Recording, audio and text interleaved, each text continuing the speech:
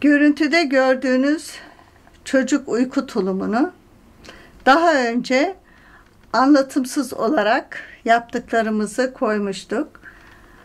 Takipçilerimizin isteği üzerine sayılarını vererek yapılışını size göstereceğiz. Uyku tulumumuzu 3,5 numara şiş ve 101 ilmek başladık. Modelimiz kapşonundan patik model kapşonla başlanıyor. Bir bütün olarak devam ediyor. Bunun için 6 sıra horoşa ördük. Modeli kurmak için arka yüzden de bir sıra ters örerek başa geldik. Şimdi deniz dalgası veya buzlu cam denen modeli uygulayacağız. Örgümüzü örerken kenardaki ilk ilmeklerimizi düz olarak örüyoruz. Modelimizi kurarken kenarda önce bir ilmek düz örüyoruz. İkinci ilmeğimizi Selanik modelde olduğu gibi bir alttan örerek boşaltıyoruz. Bir ilmek düz örüyoruz. Bir ilmek alttan ters olarak örüyoruz. Bir ilmek düz, bir ilmek alttan ters. Modelimiz bir düz, bir ters olarak gidiyor ama ters ilmeklerimiz bir alt sıradan örülerek boşa çıkarılıyor. Gördüğünüz gibi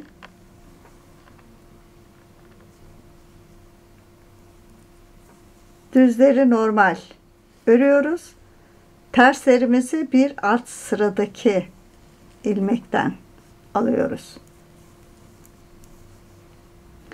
Bu şekilde modelimizi kurduktan sonra arka yüzden tüm ilmeklerimizi ters olarak örüyoruz. 2 sırada yine bir düz, bir ters olarak gidiyoruz. Tekrar 3 sıra arayla modelimizi yeniliyoruz. Modelimizin birinci sırasını tamamladıktan sonra arka yüzden ters, ön yüzden bir düz, yine arkadan bir ters, yani modeli kurduktan sonra 3 sıra ön yüzden düz, arka yüzden de ters örerek şimdi modelimizin ikinci sırasını kuracağız. Modelimizin ikinci sırasına geldik. Yine baştan ilk ilmeğimizi normal düz olarak iki yüzden de düz örüyoruz. Kenarda horoşa oluşuyor. İkinci ilmeğimizi düz olarak örüyoruz. Düz ilmeklerin üzeri düz, ters ilmeklerin üzeri ters olacak. Şimdi ikinci ilmeğimizi bir alt sıradan Selanik modelde olduğu gibi alıyoruz. Bir düz örüyoruz. Bir ters olarak alttan örüyoruz. Modelimiz bir düz, bir ters olarak kuruluyor. Ters ilmeklerimiz bir alttan boşa çıkarılıyor.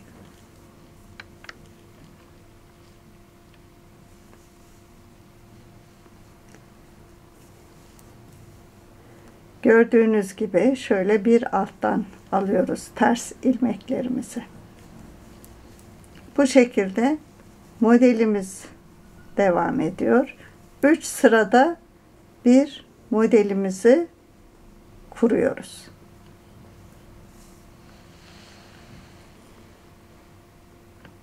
Üç buçuk numara şişle Bebelux ipten başladığımız kapşonumuzun uyku tulumumuzu kapşondan başlayarak yapıyoruz. 101 ilmek başladık. 6 sıra horoşa ördük. Sonra deniz dalgası modelimize geçtik.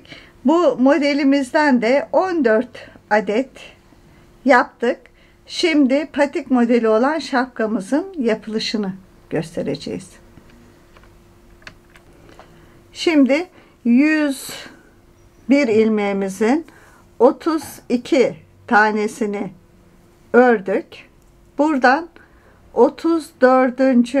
ilmeğimizle 33. ilmeğimizi yer değiştirerek şu şekilde birlikte alıyoruz. Çünkü örgümüzün çizgileri düzgün dursun diye. Şimdi 33 ilmek tekrar ortadan örüyoruz.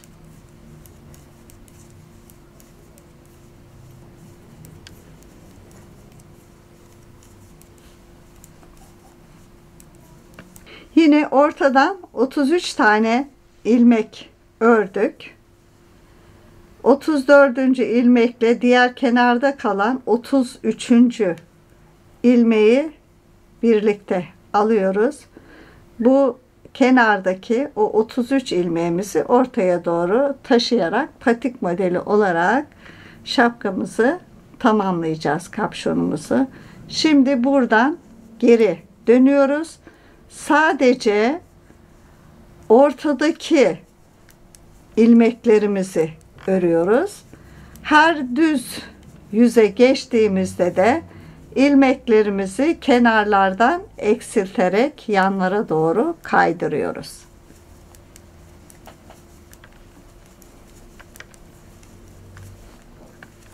Baştan ilmeğimizi eksilttikten sonra yanlardaki ilmekleri ortadan yine 35 ilmeğimizi örerek geldik. Şimdi tekrar başa gitmiyoruz. Burada yine bu 35. ilmeğimizle kenarda kalan 31. ilmeğimizi şu şekilde birlikte alıyoruz. Bu ilmeklerimiz yana doğru kayacak. Şimdi modelimizi kuruyoruz. Çünkü 3 sırada bir model kuruyoruz. 3 sıra sonra tekrar kuracağız. Deniz dalgası modeli düz ilmeklerimizi düz olarak örüyoruz. Ters ilmeklerimizi arkadan bir alt ilmekten alıyoruz. Bir düz örüyoruz. Modeli kurarken bir alt ilmek sırasından alıyoruz. Bu şekilde modelimizi kurmaya devam ediyoruz. 34 tane ilmeğimizi modeli kurarak geldik. 35. ilmeğimizi yine yan taraftaki ayırdığımız ilmeklerimizden alarak örüyoruz. Bu ilmeklerimiz patik modelini oluşturması için başa kadar örülmüyor. Geriye dönülüyor. Yine boş olarak aldık ilmeğimizi. Arka yüzden ilmeklerimizi yine ters olarak örmeye devam ediyoruz.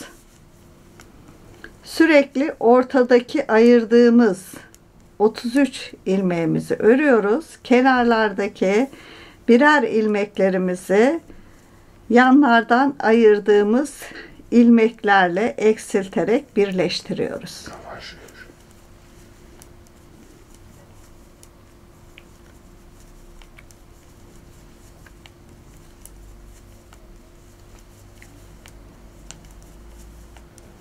Ortadaki 33 ilmeği ördük. 35 ilmek ayırmıştık.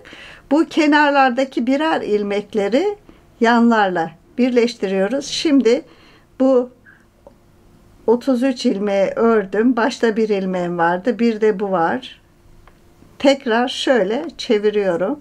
Çünkü başa kadar gitmiyorum.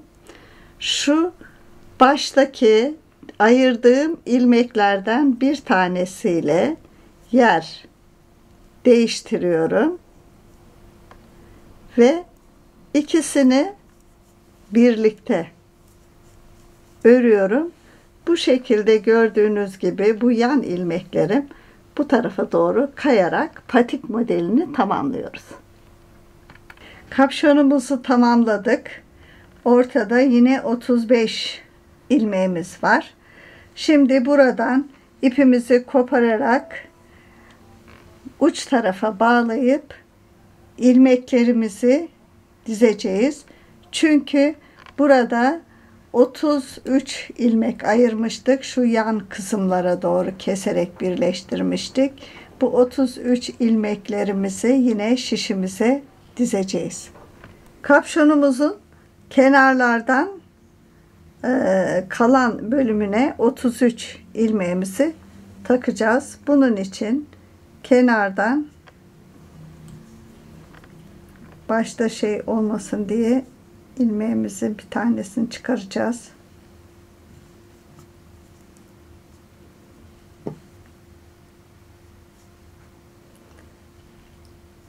Şu şekilde kenarlardaki düz ördüğümüz ilmeklerin şişimize geçiriyoruz.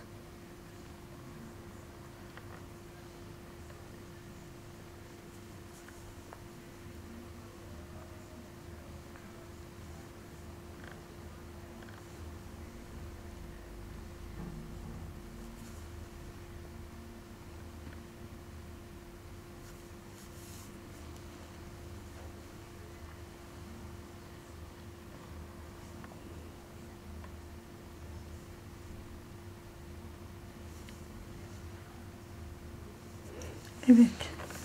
Gördüğünüz gibi şişimize ilmeklerimizi taktık. Şimdi ipsiz bir şekilde ilmeklerimizi geçirmiştik. Orta bölümdeki ilmeklerimiz şişimizde kalmıştı. Örgü sıramızda karışıklık oluşmaması için bu ilmekleri taktığımız şişe buradaki ilmeklerimizi geçiriyoruz. 35 ilmeğimizi.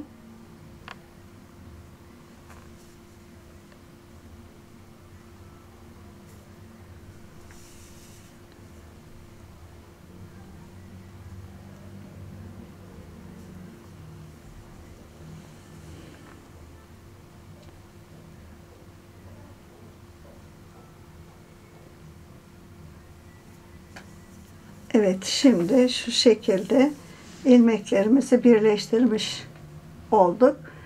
Şimdi diğer yan tarafın ilmeklerini takacağız ve bu bizim uyku tulumumuzun boyun bandının ilmekleri olacak. 4 sıra haraşa öreceğiz ve sonra roba bölümünün ilmek sayılarını vereceğiz. Şimdi ilmeklerin devamı öbür yan taraftaki ilmeklerimizi yine şişimize tek tek takacağız.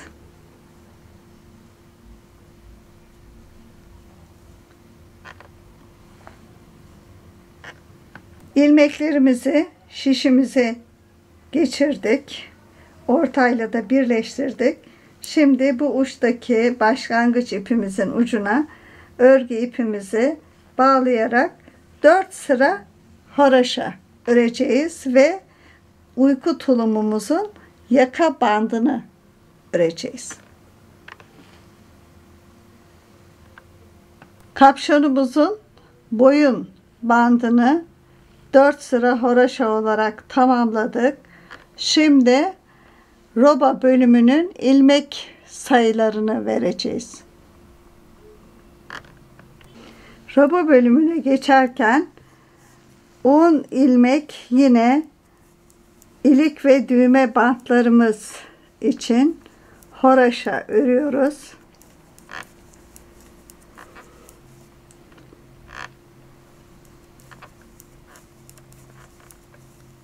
Bir ilmek artırıyoruz. 18 ilmek kollarımız için örüyoruz.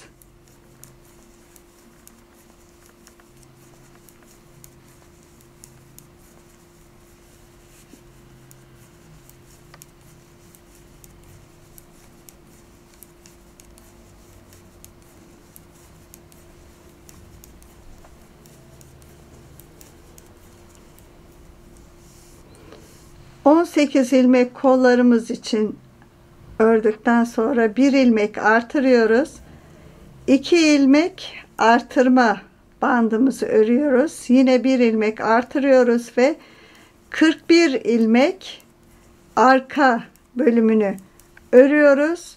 Çünkü ön robamız arkadan öne doğru gelirken artırma ilmeklerimizden ortaya çıkacak.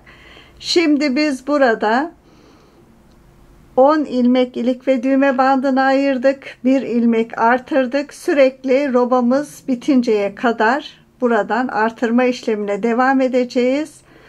Kollarımızdan sonra yine artırma işlemi arkayla birlikte devam edecek.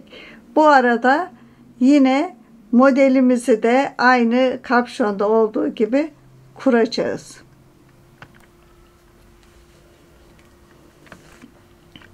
Kapşonumuzu 4 sıra boyun bandını ördükten sonra roba bölümünü ayırdık. Başlarda 10'ar ilmek ilik ve düğme bandı için ayırdık. Şimdi biz arkadan öne doğru öreceğimiz için kenarlardaki bantlarımız bizim düğme bantlarımız olacak. Burada ilik ve düğme bantlarımızın yanından birer ilmek artırarak kolları ayırmış olduk. Kollarla arka beden arasından da ikişer ilmek artırma bandımız var. Kenarlarından birer ilmek artırarak devam ediyoruz.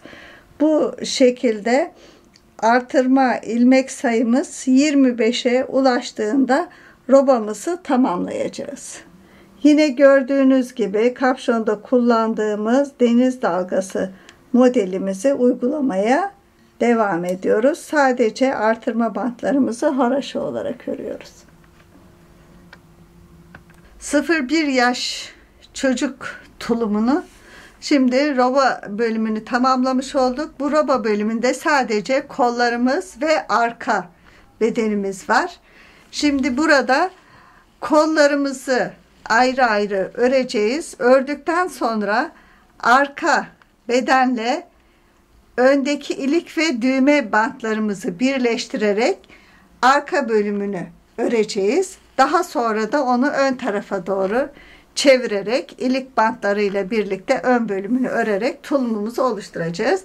Şimdi roba bölümünde artırma bantlarımızın kenarından 25 ilmek artırdık. 18 ilmek ayırdığımız kollarımız 68 ilmek oldu.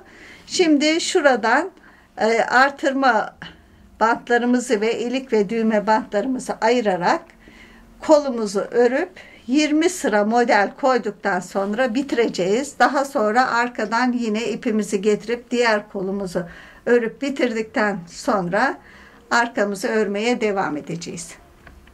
Şimdi burada bu düğme bantlarımız 10 ilmek.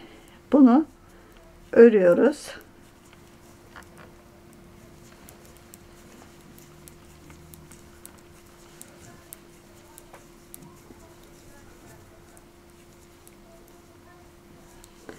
Kol bölümümüze geçiyoruz. Kolumuza yine modelimizi kuracağız. Şu artırma bantlarımızdan geriye dönerek burada da yine düğme bantlarımızı bırakarak sürekli kol bölümünü örerek 20 model koyduktan sonra şimdi buraya 12 model koyduk. 20 modelde koltuk altından aşağıya koymuş olacağız ve kol ağzı lastiğini yaparak bitireceğiz. Kolumuzu omuz biyesinden itibaren modelimiz 32 tane oldu. 32 modeli tamamladıktan sonra ilmeklerimizi ikişer ikişer alarak kol ilmeğimiz 70'ti, 35'e düştü. Bu 35 ilmeğimizi de 6 sıra horoşa örerek kol ağzı biyesini tamamladık. Şimdi keserek kolumuzu bitireceğiz ve daha sonraki geçişi göstereceğiz. Kol ağzı biyemizin ilmeklerini keserken kolaylık olsun diye tığ yardımıyla düzgün bir şekilde kesiyoruz.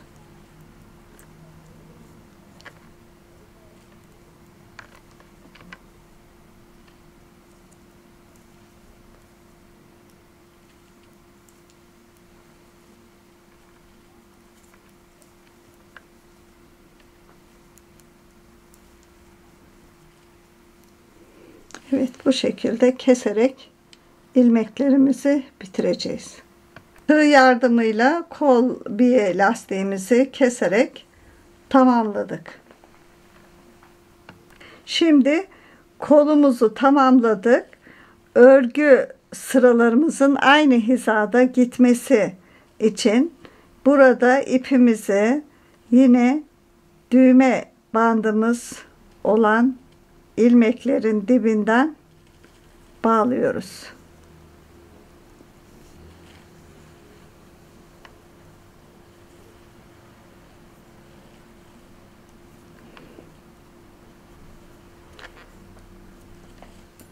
Ve arka bölümümüzü örmeye geçiyoruz. Burada da şimdi modelimiz yine kurulacak durumda olduğu için şöyle ilmeklerimize bakarak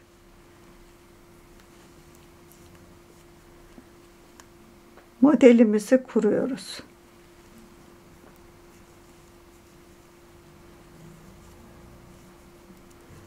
Arka bölümümüzü örerek diğer kolumuza kadar geleceğiz. Sonra kolumuzu örerek arkayı en sonda tamamlayacağız.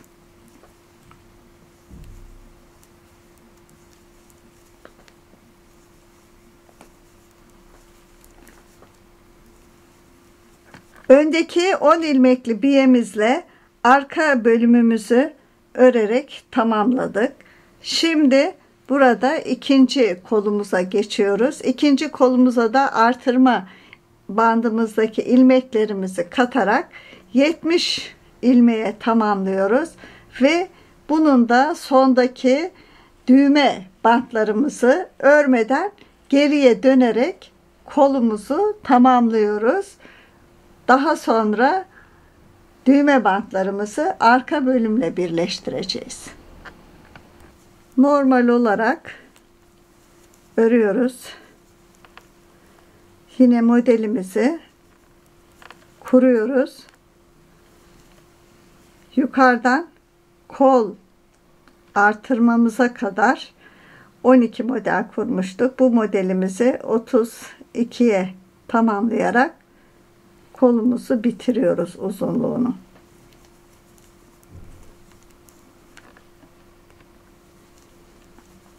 Modelimiz deniz dalgası ya da buzlu cam modeli olarak geçiyor.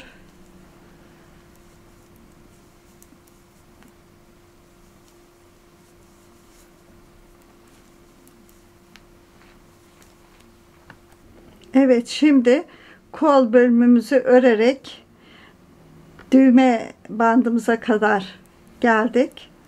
Burada düğme bantımızı örmeden kol bölümümüzü geriye dönerek kolu örmeye devam ediyoruz.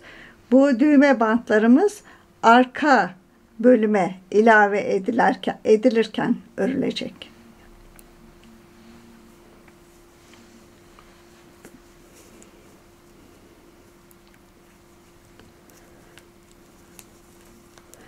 Kolumuzu geriye dönerek örüyoruz. Diğer başa geldiğimizde arka bölümü bırakıp döneceğiz. Bu başa geldiğimizde de düğme bantlarımızı bırakarak dönüp kollarımızı öreceğiz.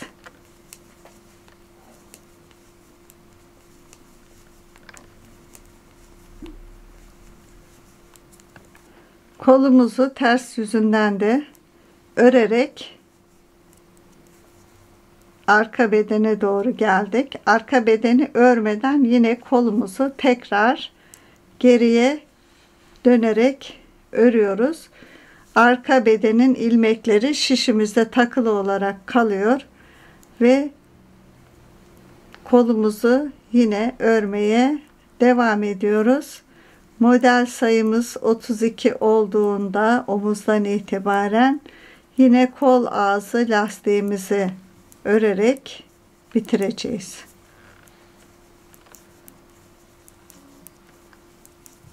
İkinci kolumuzu bitirmiştik. Şimdi ikinci kolumuzu da bitirdik. Omuzdan itibaren 32 model koyduk. Şimdi kol ağzı bandımızı örmek için ilmeklerimizi eksiltmeye başlıyoruz. İlmeklerimizi ikişer ikişer alarak 70 ilmek olan kol ilmeklerimizi 35'e düşürüyoruz.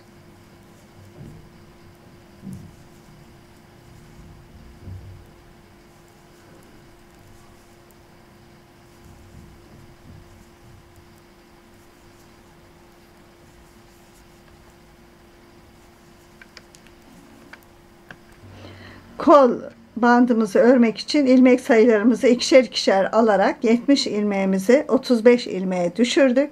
Şimdi 6 sıra horoşa örüp kol ağzı bandımızı bitireceğiz. 35 ilmeğimizi 6 sıra horoşa örerek tamamladık. Tığ yardımıyla düzgün bir şekilde ilmeklerimizi kesiyoruz.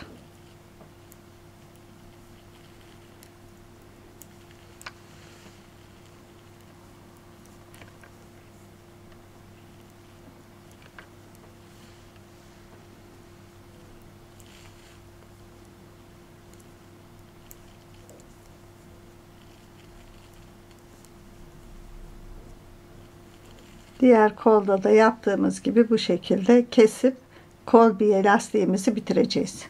İplerimizi keserek kol biyemizi tamamladık. Şimdi arka bedene ipimizi bağlayarak ön bedendeki lastikle birleştireceğiz. Şimdi arkayı örerek modelimizi kurarak gelmiştik.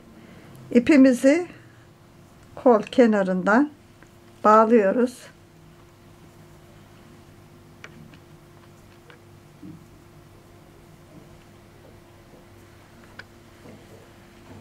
Arka bedenimizle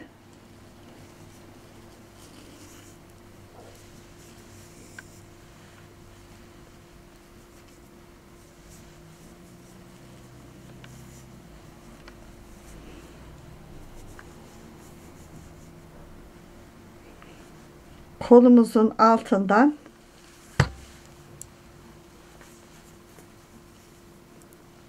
on ilmek olan düğme bantımızı birleştiriyoruz.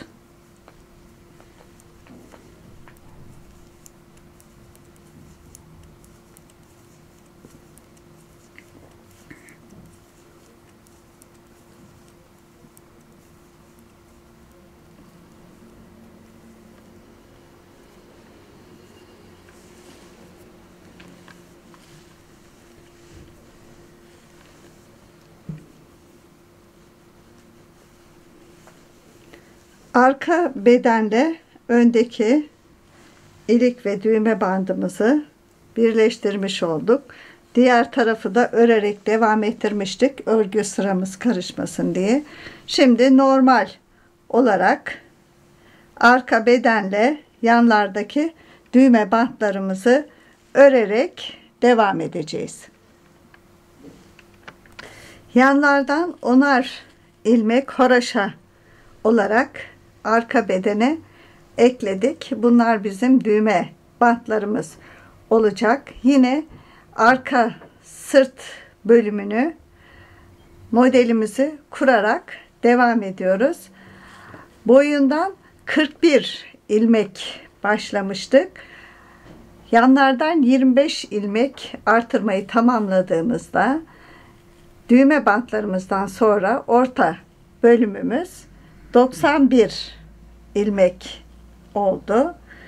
Bu belirli bir boya gelinceye kadar yanlardan 10'ar ilmek düğme bantlarımız devam edecek. Ortadan da yine aynen deniz dalgası modelimizle devam ediyoruz. Uyku tulumumuzu şimdi arka bedenini de tamamladık. Yakadan boyundan itibaren 53 model koyduk.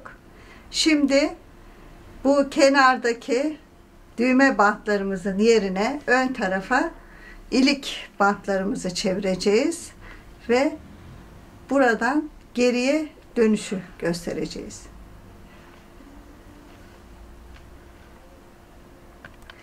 Daha büyük yapmak isterseniz şu kol artırma bantlarının kenarından biz 25'er ilmek artırmıştık.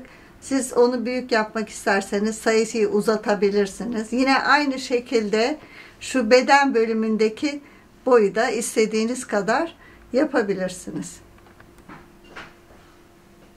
Şimdi arka bölümü tamamladık. Ön bölüme geçerken bu baştaki düğme bandımız olan 10 tane ilmeğimizi başka bir şişe veya ben tığın ucuna geçiriyorum.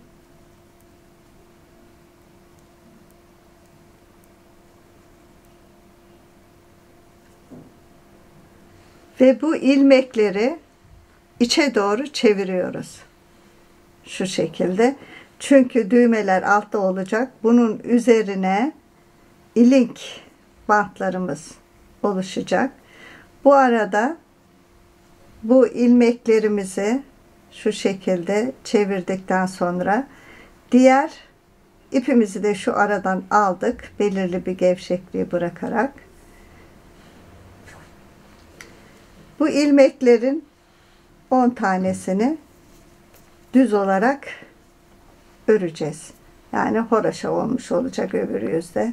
Şöyle şu ilmekle şu diğer bedendeki ilmeğimizi birlikte alıyoruz. 2 ilmeğimiz bir ilmeğe dönüştü. Yine aynı şekilde düğme bandımızdaki ilmekle arka bedendeki ilmeğimizi birlikte aldık.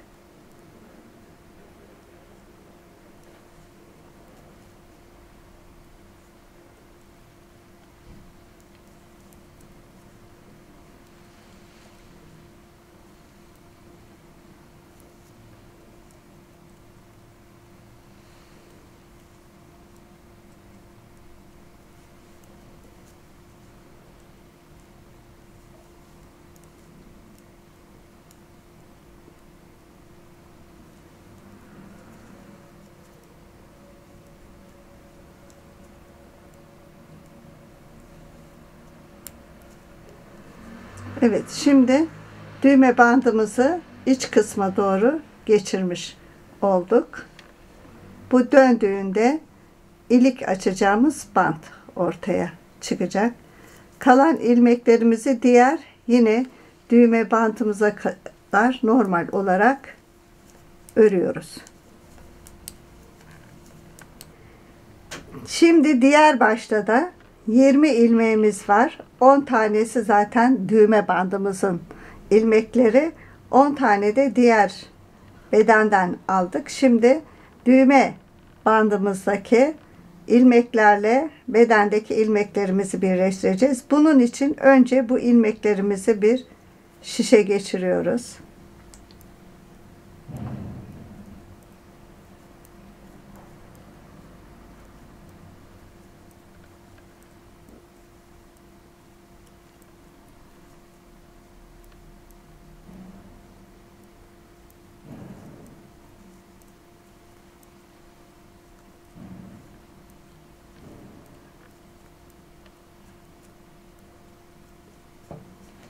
...20 tane ilmeğimizi şişimize, tığımızın ucuna geçirdik. Şimdi buradaki ilmeklerin baştaki ilmeği buraya almamız için tekrar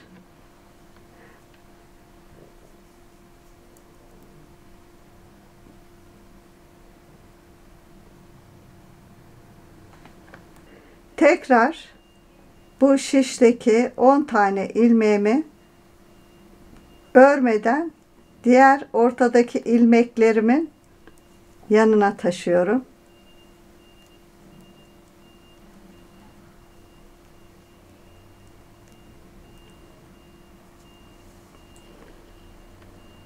On tanesini taşıdım.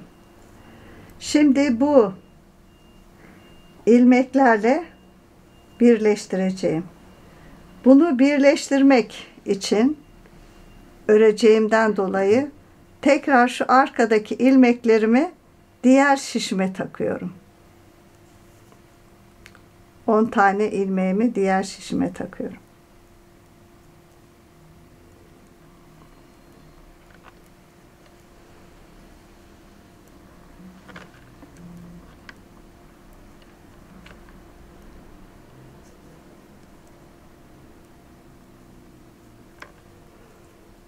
Evet, şimdi ipim burada. Bu 10 tane ilmeğimi yine diğer şişe çevirip taktım. Şimdi diğer düğme bandımdaki ilmeklerimle beraber birlikte öreceğim.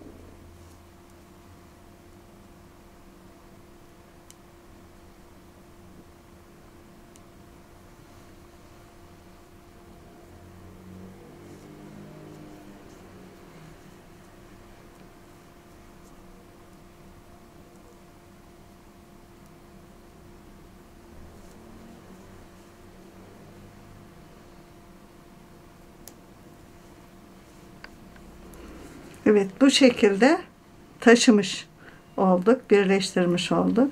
Şimdi sıramızı dönerek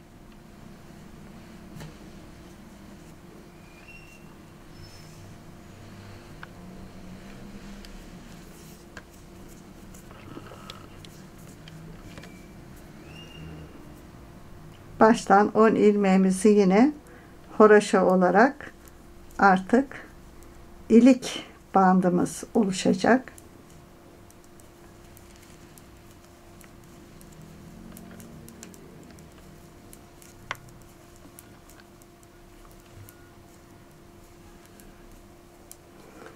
Burada da yine modelimizi kurmaya devam ediyoruz. Model sıramız geldi. Yine bir düz örüyoruz. İkinci ilmeğimizi bir alttan ters olarak örüyoruz. Bir düz, bir alttan ters olarak. Daha önce de modelimizi zaten sizlere anlatmıştık.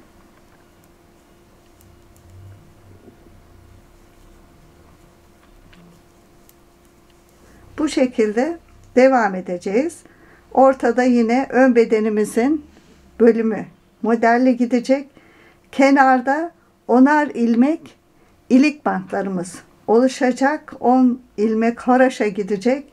Bunu alt bölümdeki bantlarımızda ilik açacağımız yerleri belirleyeceğiz. Kaçar sıra arayla ilik açacaksak daha sonra örgümüze devam edeceğiz. 0-1 yaş bebek tulumumuzun arka bedenini örüp ön bedene doğru geçmiştik. İliklerimizi açmak için ilik yerlerimizi başka bir renk iple, mesafeleri ayarlı olsun, aynı eşit olsun haraşaları diye iple belirledik ve buna göre arkayı bitirip öne dönerken 9 sıra haraşa ördükten sonra ilk iliğimizi koyduk. Daha sonra 16 sıra haraşa örerek iliklerimizi örmeye devam ettik. 5. iliğimizi tamamladıktan sonra 8 sıra haraşa daha ördük. Şu kısma geldik. Şimdi burada eksiltme işlemine geçeceğiz ön robada. Onun için bunu şimdi size göstereceğiz.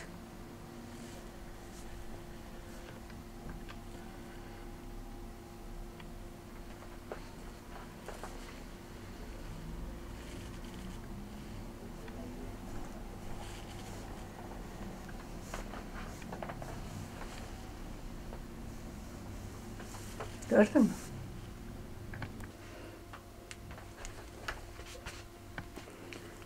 Şimdi ilik bandımızı 10 ilmek örüyoruz.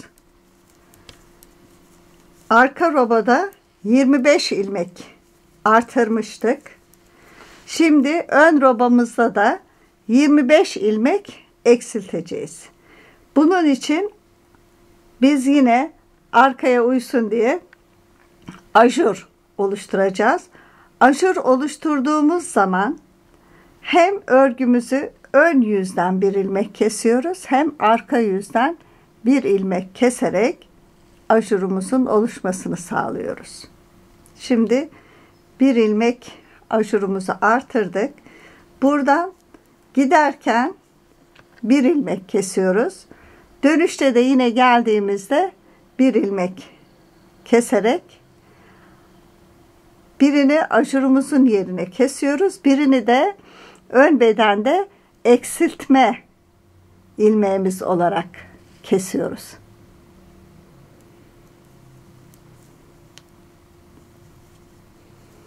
Modelimizi yine aynen 3 sırada bir uyguluyoruz. En sonda 25 ilmek yanlardan eksiltmemiz bittiğinde 3 sıra haroşa örerek tulumumuzu tamamlayacağız.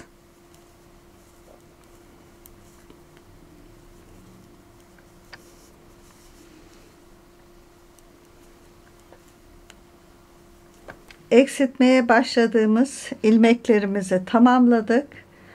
Arka bedende artırdığımız 25 ilmeğimizi ön bedende de eksilterek bitirdik. Sonra 4 sıra haroşayla şimdi keserek tamamlayacağız. Düğmelerini dikeceğiz. Kol dikişini göstereceğiz ve bitmişini vereceğiz. İlmeklerimizi tığ yardımıyla kesiyoruz. Tulumumuzu bitiriyoruz.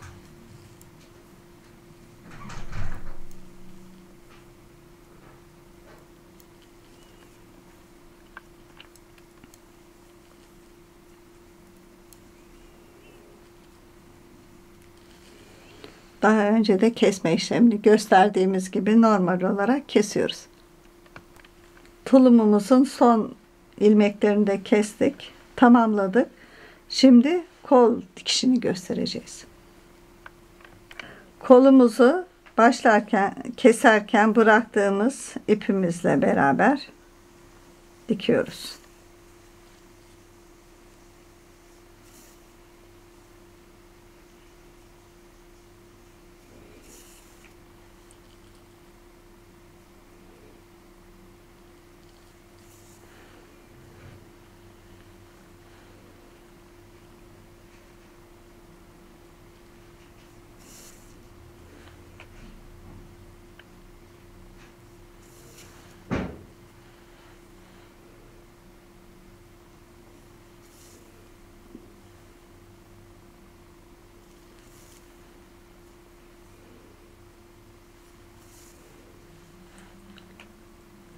Kol örgü sıralarını aynı hizadan karşılıklı alarak düz yüzünden dikiyoruz.